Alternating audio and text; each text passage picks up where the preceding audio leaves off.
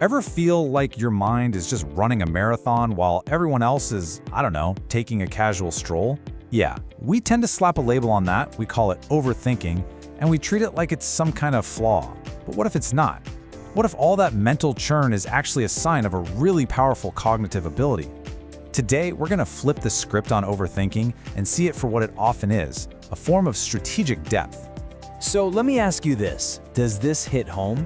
That feeling of connecting dots that seem totally invisible to others, but also feeling the immense weight and just the pure exhaustion that comes with it. If you're nodding along right now, you are in exactly the right place. You know, this whole experience is a classic double-edged sword. On one side, it's an incredible gift, right? The ability to see the world in like super high definition. But on the other side, that processor is always running, and it is draining. It can feel like a really heavy burden to carry. And here's something you really need to hear. If this feels like you, it is not a bad habit. It's not a personal failing. You're not doing anything wrong. This is a fundamental part of your cognitive wiring. It's literally how your brain is built to operate. So what's the engine that's driving this whole process? What's going on under the hood that makes your brain work this way? Well, it all comes down to one core mechanism: pattern recognition.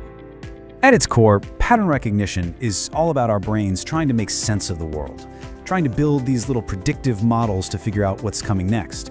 But for some of us, this system isn't just active, it is hyperactive.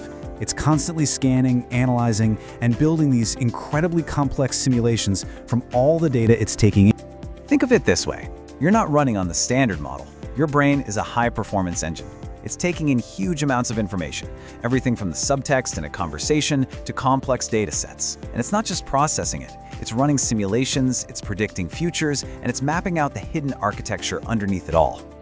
Okay, so what happens when your brain is basically operating like a chess grandmaster in a world of people playing checkers? You end up living in the future, always thinking 10 moves ahead. And this, right here, is where the social friction really starts. And this is the core conflict, isn't it?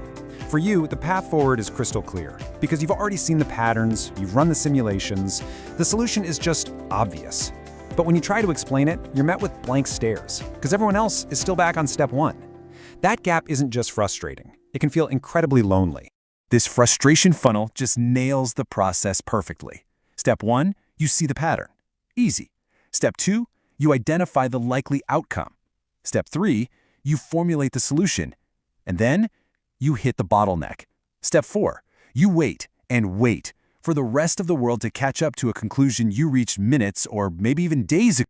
Now, this is a really crucial point. We have been using this one kind of blurry word, overthinking, to describe two totally different mental processes. So we need a new framework, a new way to bring some clarity to this. And that leads us to the big question. Is the strategic process of mapping out future scenarios really the same thing as, say, anxiously replaying a past mistake over and over? The answer is a clear, resounding no. They are not the same thing at all. Okay, here's the distinction. On one side, we've got what we'll call layered thinking. This is your pattern recognition machine doing its thing. It's strategic, it's productive, and it's always looking ahead. It solves problems. But then on the other side, there's circular thinking. This is rumination, it's anxiety, it's getting stuck in a feedback loop, replaying the past. It doesn't solve a single thing, it just creates distress. Think of it like this. Layered thinking is planning a project and already having contingency plans B and C ready to go. Circular thinking is replaying that one awkward thing you said in yesterday's meeting 100 times. See the difference? Lumping them both under overthinking completely misses the power of the first one. All right, let's bring this all home. Understanding this difference, it's not just some interesting intellectual exercise. This is about fundamentally changing how you see yourself and your own mind. It's time to relabel your experience. So here it is, the key shift in perspective.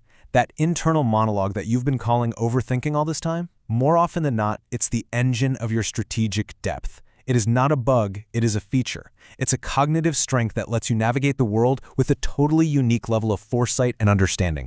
So let's actually name these strategic gifts, these superpowers that are the direct result of your high-powered mind. You see hidden connections. You anticipate what's just around the corner. You formulate effective solutions and you do it fast. And you process reality on multiple layers all at once. These aren't symptoms of a problem, they are the hallmarks of a deeply strategic mind. And this brings us to the final and hopefully most empowering thought. The goal isn't to stop thinking, is to know the difference between productive, layered thinking and that unproductive circular stuff. When you embrace your strategic depth, you can stop fighting your brain and start aiming it. So the question isn't, how do I quiet my mind? The real question is, with this powerful tool you've got, what are you going to build?